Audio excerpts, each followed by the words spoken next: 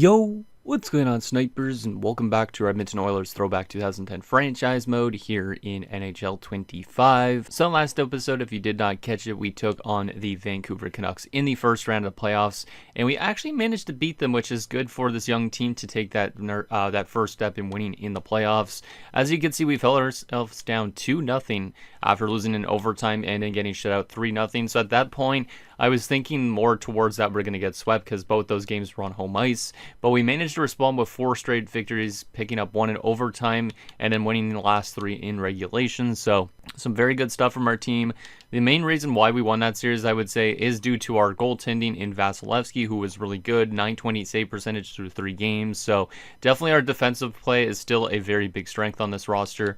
We did have some good offensive results as well from Tyler Toffoli, who was really good in that round as well. And I think also, it was Cameron. Yeah, so Cameron and Toffoli, probably the best 2 players on this roster at the moment. They did a lot of work, but you can see we have some solid depth scoring still too, despite the lack of offense in some games. So I think in general, a lot of these players have been pretty impressive. Hopefully they can continue getting that going in the next round. And hopefully we could get some of these plus minuses a little bit better too, though, because you could see guys like Petrie didn't have the best first round, no points and a -4. So if we could get him scoring and picking up points and getting that plus minus better, then we'll probably start to win a little bit more games. Now, like I said, the goaltending was a big strength. As you could see, Vasilevsky, very good numbers. Also, Ruskovich was pretty solid in the one game he played. Not the craziest save percentage, but a great goals against average. Managed to pick us up a 2-1 victory, I think it was, or 2-0 victory, something like that. I think it was a 2-1 victory. And you can see he picked up an assist on the game-winning goal in that overtime scenario. So, it was a 2-1 victory. So, pretty impressed with that. Actually, maybe it was a 3-2 victory. Yeah, it would have been a 3-2 victory because of goals against, I guess. But yeah, Ruskovich was pretty solid in his only game. So as long as we keep playing good defensively and we can continue to get maybe some good goal scoring from guys like Toffoli, I think this team could win a bunch of games. But obviously there's a lot of tough teams still in the playoff mix, and one of those being the team we're facing, the Los Angeles Kings. Now, obviously, we made a trade with LA this season. We traded for Ryan Smith. So we brought in Ryan Smith. We gave them Alexander Burmistrov, and obviously he's still on that team. He did actually really well with them because he is playing in a top 6 role with guys like Jerome McGinley, I think it was. So we definitely got to watch out for this Kings team. They've won a Stanley Cup before. They've been to multiple finals, I think, before as well. Just a very solid team. Very good first line. You can see their depth isn't as good as it used to be, but it is still very strong on the right wing side of things. So got to watch out for that, especially when Lee Stempniak's on the third line, because Lee Stempniak, kind of an underrated goal scorer a little bit for part of his career. You can see they brought him in from the Phoenix Coyotes. 2 goals only, but 12 points in 21 games. He was -12 though, so maybe that bottom 6 does give up a lot of goals against, but it is still a pretty solid forward group. Their defensive core is definitely one of the stronger defensive cores in the league when Voinov is on the top 6 pairing, so got to watch out for that defense. And then their goaltending obviously is strong with Jonathan Quick as that #1 guy. So should be an interesting matchup. Obviously, I think it's going to be a really tough task for our team, but I think it's going to be a nice little task going up against a very good competitive team like the LA Kings. Vancouver, on the other hand, we didn't really think they were going to be too much of anything, but we didn't expect to get to the second round. LA, on the other hand, is a team that's won cups, like I said. So if we lose, it's still kind of a good learning experience to go up against these championship caliber teams, because then we know what we're facing once we become a better team in these next few seasons. But anyways, with that said, let's get into your guys' comments, see what you guys have to say about last episode, and then we'll make sure we're set up and ready to go for game #1. So the first comment is from Michael Dose, who says, Toffoli had a great series. He may be the best offensive player right now, and I would say Toffoli is definitely the best goal scorer on the team right now. From an all-around offensive standpoint, I would say he's probably getting there. Like, if we look at his stats, you can see 77 points this year, 37 goals. Definitely the goal scoring is something that we didn't really have in our lineup, and now he's becoming that goal scorer. Last season, he had 15 goals only, and you can see he's really breaking out here in the playoffs as well. So, yeah, I think he's becoming one of the best players on this team. I'd still say probably Cameron's the best, and McKinnon might be #2. But I would say definitely Cameron will probably be the best player right now on the roster. But Toffoli, definitely the best goal scorer. McKinnon's probably going to eventually surpass him, but eventually at some point, maybe we run a line of Toffoli, Cameron, and McKinnon, and then move other guys to the second line or something like that. But I've been really impressed with the main guys on this team and how everybody's starting to develop as well. So hopefully we get some guys, though, that don't normally score goals in this in these playoffs to start scoring goals as well, so that way it could help out a bit, just in case Toffoli or Cameron take a back seat a little bit. And the last and final comment is from Saurataku says, I don't think the Canucks had a depth for it, so Picard was indeed playing in that position. Since the playoffs in this mode are the old 1-8, 2-7 style, that way you determine your next opponent. Oh wait, the way you determine your next opponent doesn't work like the current wild card divisional format. You need to look at the playoff tree rather than the home screen. And yeah, I didn't even think of that. Obviously it couldn't make sense, but I thought for some reason that this would have still showed it like an actual good way, but I guess it doesn't take into account the old ways of doing things. So we'll actually have to go physically over to the playoff tree to find out who we're playing, just going like this and seeing this type of thing. So obviously we know that the winner of this series will face either the Calgary Flames or the Chicago Blackhawks, but you can see how the series worked is the fact that whoever we won between LA and San Jose we were facing basically, and it ended up being LA. So just got to take into note these old playoff brackets. How's our HL team doing out of curiosity? I don't feel like I got a notification. They got swept in round 1 as the first seed. Oh my god, okay, well that's why we didn't get any notifications about the playoffs for the AHL. So the AHL team got swept when they were the first seeded team in that Eastern Conference, as they lost to the Massachusetts rivals in, actually I guess, was Providence in Massachusetts? No, it's Rhode Island. But Massachusetts for Bruins, never mind. I know, my geography was a little bit off there, but yeah, Providence is Rhode Island.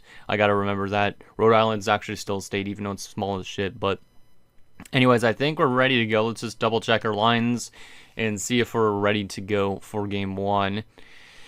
Yeah, I think this is probably the way we want to do it. It's won us 4 straight games. I don't think there's anything I could really address. I mean, I could change people's positioning, like we could move Falk up if we really want to, but I think everything is fine the way it is.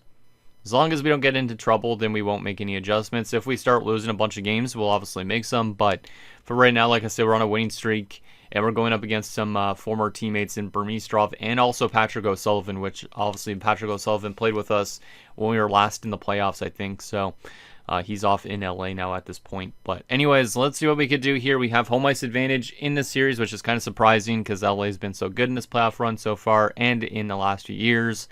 Let's see what happens. Game number 1 on home ice. We have not been the best home team so far, but let's see if we could build off that last home game we had against the Canucks. First period. 1-0 us. Good start defensively, and Latty might have his first career playoff goal. I don't remember if he scored in the first round. It's been a few days again since I've recorded the last episode, but that's a really good start. Shots are even 12-12, and it's a 1-0 game for us. Can we keep playing like this as the rest of this game goes on? Like, play good defensively, maybe get some more goal scoring support just in case, because we know the Kings could score goals. As long as we keep playing good defensively, though, and maybe get a couple insurance markers, we should be safe. Second period. And still 1-0 us. We're still playing great defensively. That's really good to see. Like, Vasilevsky has definitely proven himself a very good goaltender this early into his career, which is awesome, especially considering this is his first ever playoff run at this point. Shots are 22-19 in favor of us, so it's still pretty even game. We're only up by a goal, so we got to have a good defensive third period because we know that the Kings can score goals out of nowhere, so we got to be very mindful of that going forward. Let's see what happens in this third period, see if we can lock this game down, maybe get one more goal just to be a little bit safer. There's an early goal to start the third. Jordan Eberle makes it 2-0 immediately. Boone Jenner scores as well. We're getting some goals from some unlikely guys, which is really good to see. Those are the insurance markers I've been waiting for. And it looks like we're probably going to take our 5th win in a row and take a 1-0 series lead on a team that's been to the finals multiple times and won a cup. So that's a very big win for this team. It is a 22-save shutout for our goaltender Vasilevsky. I don't think we gave up a lot of shots in that third period because the shots were pretty even after 2 periods. Yeah, I think we completely outplayed them in that third period, which is really impressive to see. Like I said, this young roster has never been in the playoffs before, and we're already being able to beat a team that's been a very good team for many years. So, really impressed with that. In terms of our stats here, we got Latty from Jenner. We also have Eberle from McKinnon and Toffoli, and Jenner from Yakupov and Russell. So some unlikely players picking up some points in that game, but also the top 6 did address a goal, which is good. Yeah, Jenner with 2 points in 11 minutes is great to see, and then like Toffoli still picking up points. in general, just some really good stats across the board. No minus players, of course, and a 22 save shutout for Vasilevsky. If we go to the shot chart, though, yeah, we outshot them 13-3 in that third period, so they didn't even really try to come back in that game, it seems like.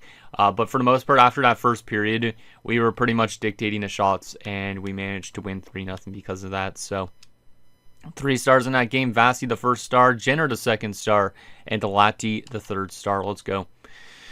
That's a pretty nice way to start off the second round here. Obviously, I don't expect it to be like this for the entire series, but we are definitely playing some very good defensive hockey these last 3 games. We've only given up a total of 1 goal in 3 games, so our team is definitely playing that defensive style we're used to. We're also scoring an okay amount of goals. Like, we don't need to score like 6 goals in a game all the time, but scoring 2 to 3 goals and not giving up anything is pretty impressive. So let's keep the team the exact same. This team's been doing really well so far. Kind of surprised we're in this predicament, up 1-0 already, but let's see if we can make it 2. As after this game, obviously we'll head to Los Angeles. So game number 2 on home ice. Can we build off a perfect first game? First period. 1-0 us again. They have not scored in 4 periods to start the series. We get a shorthanded goal within the first minute 57. That's impressive too. Marcoux with that goal, of course it is. That's why I signed Marcoux long-term on that cheap contract. He's a short-handed guy, and he might be one of my favorite bottom 6 players we have on this roster right now at this point in time. But shots are 11-6 in favor of them, so they must have generated a lot of chances on their power play, but did not convert. Meanwhile, we got that one short-handed goal. So let me actually take a look here. Penalties. Did we take a lot of penalties in that first? No, we took only 1 penalty. It was a double minor early from Toffoli. They actually gave us 2 power plays, but we only generated still 6 shots in that first period. So definitely need to get more chances on the man advantage, but that's still an okay first period by my standard. Can we find a way to keep this lead intact in a second period? Just do basically what we did last game and find a way to suffocate them. Second period. 3-0 us. We have outscored them 6-0 through 5 periods, and they have not scored their first goal of the series at this point. Are we getting a similar result to a number of years ago when we had Heavy Bullen in net and we went up against the Detroit Red Wings? Because that's what it's kind of feeling like right now. But Jankumov's made it 2-0. Smith made it 3-0, so Ryan Smith scores on his old team on the power play. That's why we brought him in. Shots are 19-18 in favor of the Kings. It's a 3-0 lead for us. Let's just lock this game down in the third period, and it would be nice to take both of our first 2 home games potentially, but obviously we got to find ways to win on the road as well. Third period underway. Let's see what happens in his final 20 minutes of game 2. But yeah, I've been really impressed with this team's defensive style right now. It's completely lights out, which is not what I was expecting. But obviously that means if we find a way somehow to the next round and we're playing this good defensively throughout this entire series, I feel like there's going to be a series eventually where our defense fails us. But that's going to be back-to-back shutouts for Andrei Vasilevsky against a team that I think was in the finals. It wasn't last year, was it? Or was it 2 years ago? I don't remember when they were in the finals in this so far. I think it was last year. But they outshot us 30-29, but Vasi stops everything once again, and our team gets it done for the second game in a row against these Kings, and that would be our 6th straight win in the playoffs. I feel like eventually when we do lose a game, we're going to go on a losing streak, but I could be wrong. Marcoux shorthanded from Zherdev and Hlinka. Then we had Jankumovs from Cameron and Nyquist, and then we had Smith from McKinnon and Toffoli. Let's friggin' go. Let's friggin' go. So a lot of guys on just 1 point. Obviously nobody minus because we didn't give up any goals. And then from a goaltending perspective, Ruskovich apparently played .245, but he didn't stop a single puck, which is kind of weird. Hopefully Vasi didn't get injured in the final few minutes of that game, but he does stop every single shot and picked up that shutout for us. So is that a combined shutout technically or no? I don't really know. I don't think so. But Vasi gets first star of the game again. Marcoux the second star, and Cameron the third star. He had 5 hits in that game. That's kind of surprising. I didn't think Cameron was the type of guy to be super physical in games like that, but he's definitely a guy that could do a lot of different things for this roster. So that's a very good game number 2. And Vasi was actually injured in the last few minutes of that game. Well, that is definitely something that will change the complexion potentially of this series, because now we're going to have to rely on Ruskovich, who isn't that bad, but Vasilevsky will be out till the 19th, which means he will not be back till next round sometime. So that's an absolutely big injury to have at this point. He had back-to-back shutouts, and he literally didn't play the last 2 minutes. Ruskovic didn't have to face a single shot, but 2-0 mine is up to a 77, so at least we do have a goaltender that is kind of NHL caliber to come up. But man, this is not the time that I wanted Kai Tuomainen to make his debut in the playoffs potentially, if for some reason Ruskovic isn't playing good. But at least we have a 2-0 series lead, so we have stuff to work with. But also, it is very scary seeing our number one goalie go down with an injury already. Let's adjust the AHL, even though the AHL doesn't have any playoffs left. Let's just get this Jones guy that they signed us in. Ricky Jones. What a name. We'll get him in there. But Ruskovic, you're going to have to be the guy, man. You're going to have to be the guy for a few months, or not months, weeks or something like that. Because, yeah, Vasi will not be back until we said the 19th, which means, yeah, he's not back for this entire series against the Kings. So that might be what the Kings need to win the series against us, but also maybe we find a way to still win games. But we've now had 4 straight good defensive games. 3 shutouts in our last 4 games, all from Vasilevsky, I'm pretty sure. Only giving up 1 goal against in 4 games is also very impressive. So I expect us to give up more goals this game, though, just because it's Ruskovic in that. But our team's been playing really good up to this point. It just really sucks to lose Vasilevsky at this point in time, though, like I said, because he's been absolutely locked in. If we go to edit lines here and take a look at his stats from this playoff run up to this point, we better get to the next round without him somehow, just because I want to see him back in the lineup again. But he's been absolutely locked in. Really good regular season, of course. Playoff-wise, though, he's been absolutely on fire. A 942 through 7 games. So he's been a big part of why we're a good defensive team. So I am quite worried about this going forward. But maybe we'll find ways to score goals and find ways to still play good defensively in front of Ruskovic. So let's keep the team the same, and let's see what Ruskovic could do as that number one guy. Hopefully he could give us at least a couple wins here and get us to that next round where we could kind of rest until Vasilevsky's ready to go. The Flames are up 3-0 already, but there is a series that might take a little bit longer, so it's not like the conference finals will start necessarily before Vasi's back, but they might. So that's a little bit worrisome. But anyways, let's get to game number 3, see if we could still play some good defensive hockey, or are we going to find a way to lose randomly now 4 in a row without Vasilevsky. Like I said, he's an important part to this team, but Ruskovic has proven himself to be a good goaltender at times, but obviously this is a little bit more worrisome. So let's see what he does in game number 3 on the road in LA. Can we build off these last few games, and can we win for Vasilevsky? First period. Scoreless. Okay, well, that's a good first period. I mean, we have not given up a goal this entire series at this point, which is impressive. Obviously, I think once one goal goes in, though, the Kings could start to score more goals, but shots are 11-8 in favor of them. So far, Ruskovic off to a good start. Our defensive play is still good. Obviously, we have no goals at this point in time, but that's okay as well. As long as we keep these games tight, we could find a ways to beat them still. Let's see if we could have a good second period here and maybe find a way to get that lead potentially. Second period. Still scoreless. Jesus. The Kings have not scored in 8 straight periods against us. They're out shooting us 24-13 right now. So Ruskovic is literally just doing as good as Vasilevsky at this point right now in this game. But obviously I still feel worrisome that eventually if they do score a goal, they'll eventually score 3. But we need to generate more offensive chances in this game for sure, because we're kind of toying with them a little bit. Like, we're just allowing them to get chances, but our goaltending is always stopping it, and then we're not getting enough offensive chances of our own. So can we have a good third period here, keep the good defensive style, good goaltending style, and can we find ways to generate some more chances in the third and maybe get that lead? Third period underway. Come on, boys. Can we get that first goal of the game? We are getting a couple shots to start off this period, which is definitely good to see. Penalty kill here in the third period. We killed it off. Nicely done, penalty killers. Come on, boys. Is this game going to go to overtime in game 3? It might, honestly. And the answer is yes. We have not allowed a single goal in regulation in this entire series. 9 straight periods without a goal against. This is actually insane, man. I did not expect this, and it's 37 saves from Ruskovic right now. So Ruskovic has literally just come into Vasilevsky like a clone almost. But obviously we still need to find a way that get that game-winning goal if we want a chance to win this game, or want to win this game. So Who wants to be the hero for us on this team? Who has not scored in a while? Who do I want to call on? Let's call on Toffoli. I feel like he scored in game 1 though, right? Trying to remember who else hasn't scored. Maybe Cameron. Maybe somebody random in the bottom 6 would score. Honestly, don't know, but let's see if we could get a goal and maybe get a third straight shutout. That'd be insane. Overtime underway. Can we find a way to get that winner? Come on, boys.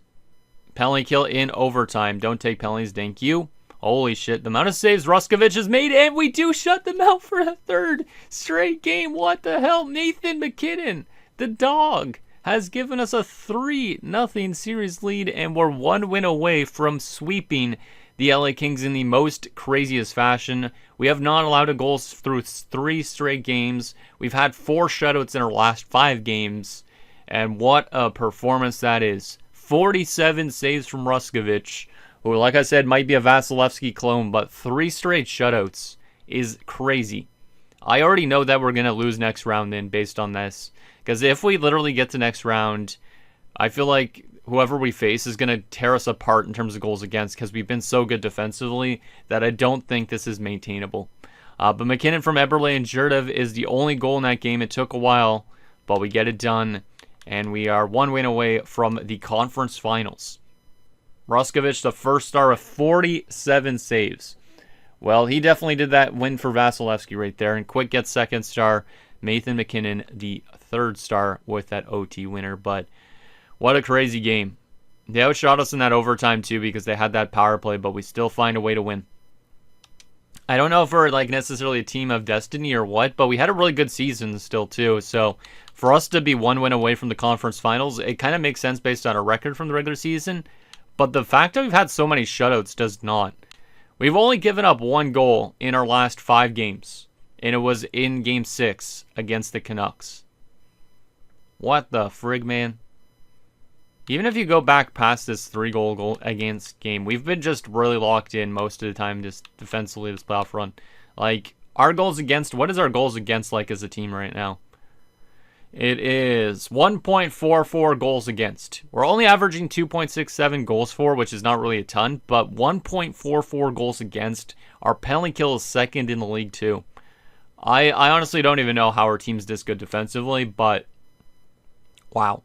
That's all I could say. There's other defensive prospects that could make the NHL next year, but the Flames have swept the Blackhawks, so for some reason Chicago is already knocked out, which is kind of surprising, which means if we win this next game, we will have a Battle of Alberta in the Western Conference Finals.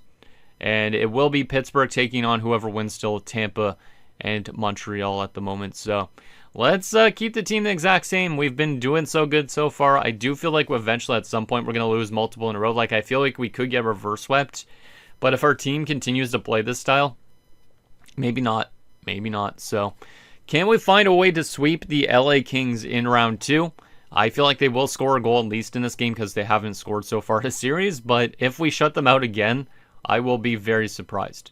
But this is definitely very reminiscent of that Happy Bullen series against Detroit where he barely allowed any goals. So let's get to game 4. Ruskovich still in it, of course, because we're waiting on Vasilevsky to return.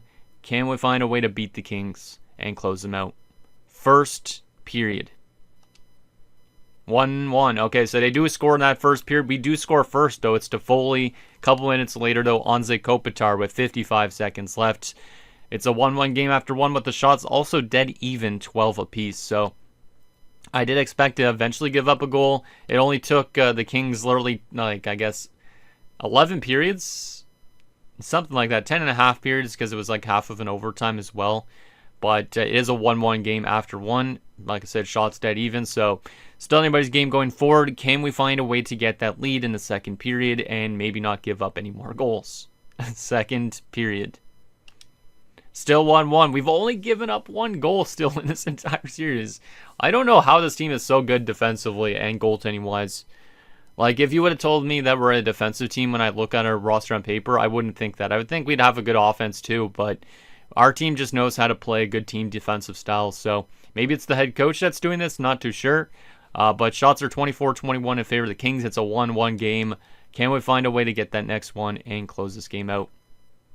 Third period underway. Come on, boys. Let's get that next one. and maybe get another just to play it safe as well.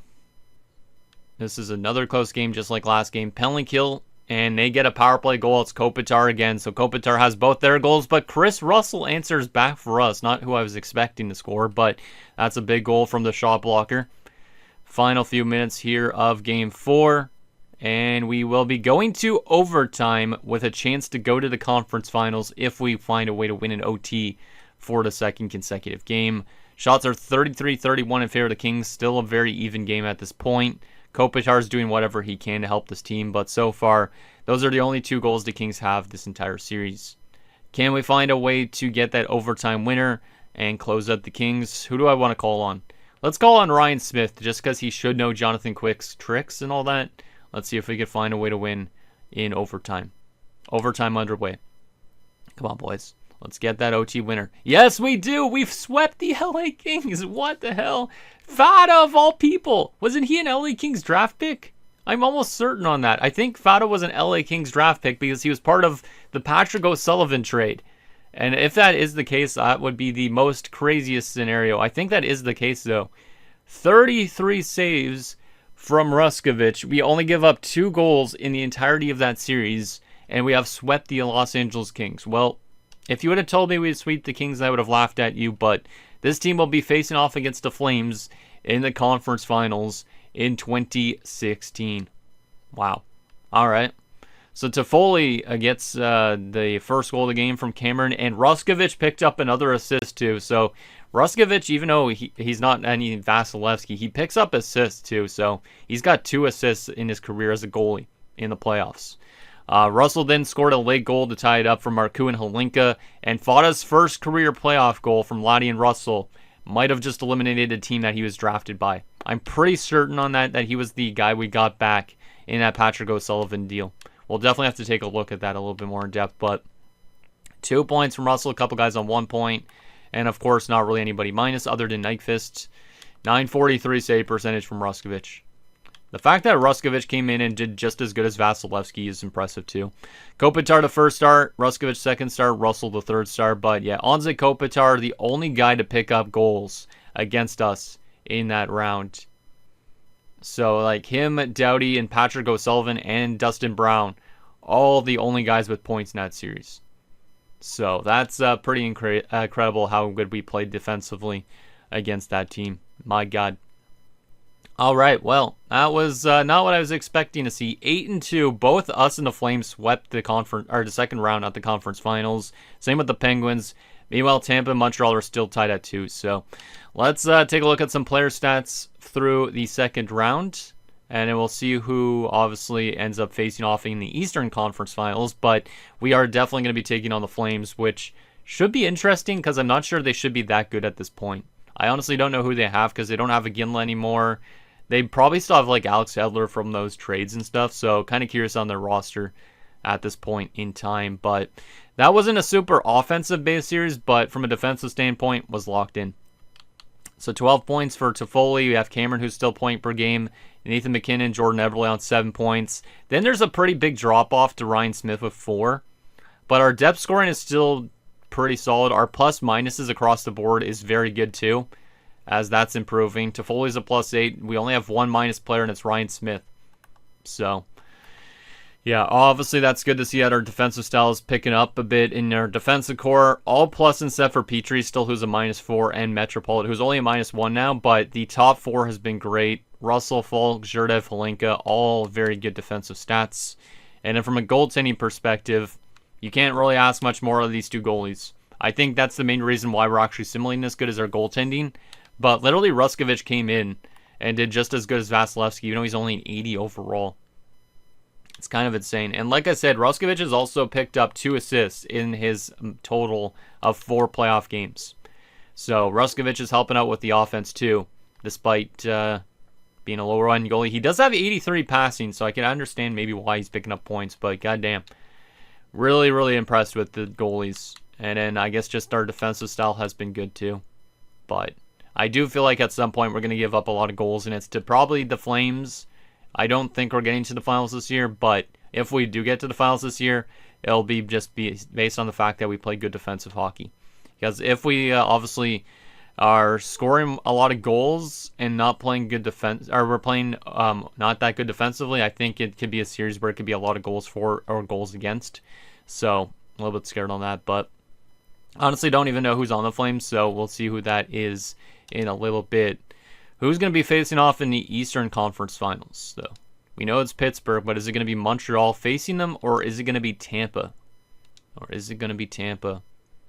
The answer to that will be a Game 7 scenario. The answer will be determined here. It will be, of course, there's that. What is that? Tampa. So it's Pittsburgh, Tampa, us in Calgary in these conference finals. So that's kind of interesting. Not necessarily a realistic cup result, finals result potentially, but should be an interesting matchup. The Flames were 7-1-2 going into the playoffs as well. And we have home ice advantage. All right, let's take a look at these Calgary Flames. First and foremost, we'll take a look at how they've simulated during the regular season and playoffs. Then we'll take a look at the roster. But a Battle of Alberta in the conference final sounds fun, but I feel like we could lose. Just a hunch I have. But 10 more points than them, so we are way better than them this season. But you can see they were a better offensive team, and they were actually really good defensively too. So they might have finished 10 points behind us, but they were just as good pretty much. They also had a really good power play, and their penalty kill was a little bit worse than ours. But in general, both of us were solid teams this season. All right. What about playoff-wise so far? If we go to the playoff tree, who have they knocked out at this point, though? They did just sweep the Chicago Blackhawks, who were the number 1 seed, so definitely has me scared on that sense. They also did sweep the Columbus Blue Jackets in the first round, so far they have not lost a playoff game going into the conference finals, which might bode well for us, but also might not, because both these teams have been on a heater, absolutely. And I mean, the Flames are the hotter team technically, because they are Flames after all, but let's take a look at the team stats from the playoffs. Yeah, they're 8-0 so far. They're averaging 4.75 goals for per game, so they've been kind of a very good offensive team. Their defensive results not as good as ours, but still solid. Their power play has been red hot. Yes, more puns about Flames. Our penalty kill has been better than theirs, and yeah, obviously they have not lost a game so far. We have not lost a road game so far, though. But yeah, both these two teams might be the hottest teams in the playoffs at the moment. I don't know how good Pittsburgh and Tampa have been, but let's take a look at this Flames team. Like I said, we've never played them in the playoffs before, and obviously it being a Battle of Alberta, it should be interesting. Jerome McGinley is not on that team anymore, too, so I don't know what they have in terms of their lineup at this point. And here they are. Oh, yeah, Daniel Sedin, of course. So Daniel Sedin, Mikhail Backlund, and Ross LaBarbera. Great top line, of course. Really good top line, I should say, for that matter. I can see why they're scoring goals. Second line, Evgeny Kuznetsov next to Matt Stajan and Rene Bourque. Really solid second line. Third line's also very good. Andre Palat, Kevin Hayes, and Kalle Järnkrok. Great third line. And their fourth line's also good. Tom Wilson, Aleš Kotelik, and Rafi Torres. A lot of physicality on that fourth line, but damn. I can see why they're scoring goals. Very good offensive core. From a defensive standpoint, they have Alexander Edler and Kevin Klein, Jack Hillen and TJ Brody, and Carlo Koliakovo and Marc-Andre Bergeron. So their defensive core has no weakness, really, but they don't really have that super stud defenseman. I mean, Alex Edler is good, but he's not like a 90-plus overall defenseman. So that's a good defensive core, though, to have behind that offense. And then from a goaltending perspective, Jonas Hiller is there, and also Joonas Korpisalo. How good has Korpisalo been in terms of simulation? Not very good. Realistic, okay. And he's ranked number 69 because I guess 70 got taken. That's actually hilarious, okay. And yeah, Jonas Hiller wearing number 1. Jonas Hiller was really good this regular season too, yeah. I remember these results. He was a free agent signing of theirs, and he's been very good since joining the Flames. A .919 save percentage this regular season. So far, a .915 save percentage through those 8 wins in the playoffs. Scratches, they have Jay Harrison. Paul Correa is a healthy scratch. Is really weird. And when he was in the lineup, he only had 2 points in 7 games. And he has not played at all in the playoffs this year, but he was a Stanley Cup winner when they won with the Kings, I guess. And then there's also Mark Stewart. All right. Well, they are a good team. A good team. I don't know who's making up most of their offense. I would assume it's people in that top line, but let's take a look at that as well. But yeah, the Flames have definitely built up quite well after getting rid of Jerome McGinley. They've built up quite well. And yeah, Backlund's well over point per game right now. He only has 1 goal, which is kind of crazy, but 14 points in 8 games. Daniel Sedin's been good. Kuznetsov, Stajan, Bork. LaBarbera's only point per game, which is kind of surprising, but he's definitely somebody we need to watch out for, being the former 2nd overall pick back in the day. Then there's Andre Palat, Kevin Hayes. Yeah, they have good depth scoring for the most part. And then from a defensive standpoint, they have some really good defensive results from Klein and Edler. Damn. Goalies, obviously 9-15 from Hiller. Yeah, they're a good team. They're a good team, but the fact that they haven't lost a game up to this point, it does have me a bit concerned, but I also feel like maybe that gives us a bit of an edge. But they did just knock out the Blackhawks, and the Blackhawks are very friggin' deep, and they have a lot of guys that are going to be heading to free agency potentially this offseason too. So, yeah, that's interesting. I feel like probably the Eastern Conference is a tougher team. Tampa and Pittsburgh, I'm pretty sure, should be better at this stage than both us and Calgary, but I'm honestly not too sure at this point in time. Like, Tampa would still have Stamkos and LeCavalier. They don't have St. Louis anymore, I'm pretty sure. Pittsburgh would still obviously have Crosby and Malkin and all that, so yeah, I feel like the Eastern Conference, whoever wins this series between us and Calgary will lose probably in the finals regardless, but I'm really impressed that we knocked out that Kings team, and I will never let that one down. And Vasilevsky won't be back for the series. He will be back, I guess, for Game 5, so it is still a lot of time before Vasi's back and in net, unfortunately. But anyways, guys, that's going to do it for this episode of Edmonton Oilers Throwback 2010 Franchise Mode. So in next episode, we will take it to the conference finals against our Alberta rivals in the Calgary Flames, as we look to somehow get to the Cup finals. If we don't, it's not a huge issue.